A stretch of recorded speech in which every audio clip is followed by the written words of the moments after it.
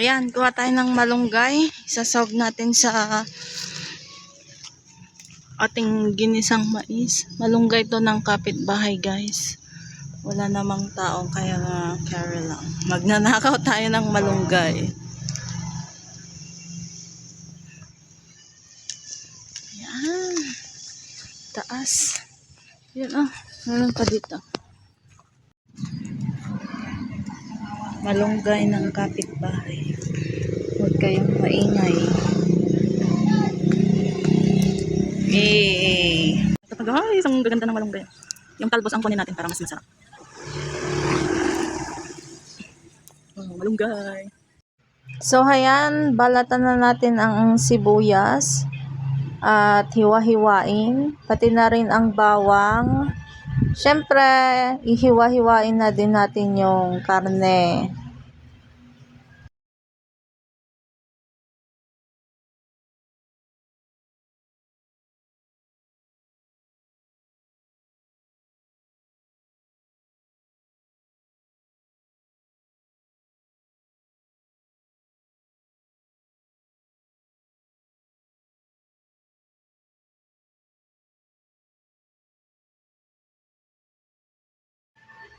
Ayan, gadgarin na natin ang ating mga mais. O, yung sakit pala sa kamay maggadgad, guys. Ano bang English ng maggadgad?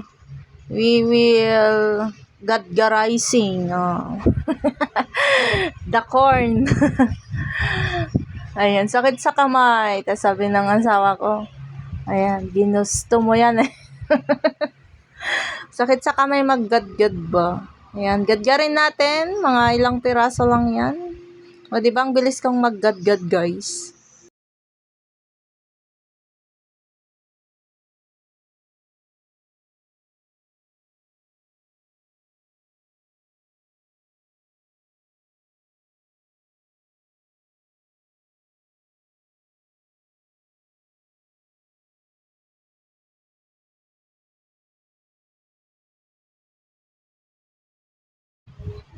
Ayan, painitin na natin ang ating kawali.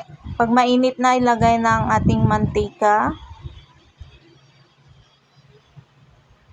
Igisa natin ang sibuyas at bawang. Pag nag-golden brown na or mabango na, ayan, ilagay na natin ang ating karne. Ayan. I-golden brown natin ang ating karne.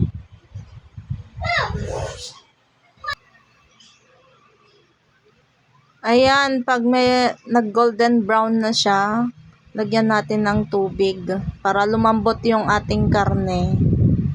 Ayan, hanggang sa maubos yung, hanggang mag-golden brown ulit. Ayan, syempre, ilagay na natin ang mais. Wow! Tatakam na ako kasi dyan, guys, kasi one of my favorite yan. Ayan, lagyan lang natin ng tubig at pakuluan hanggang sa lumapot or maluto ang mais.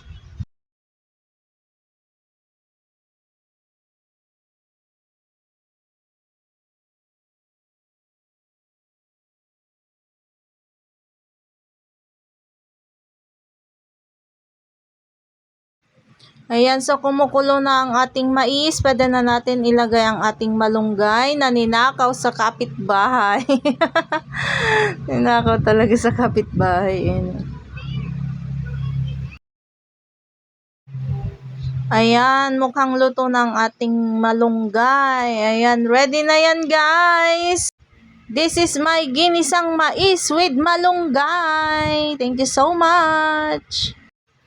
Ayan, kain na tayo, guys. Ayan. O, kain na kami dyan. Thank you so much. Thank you for watching.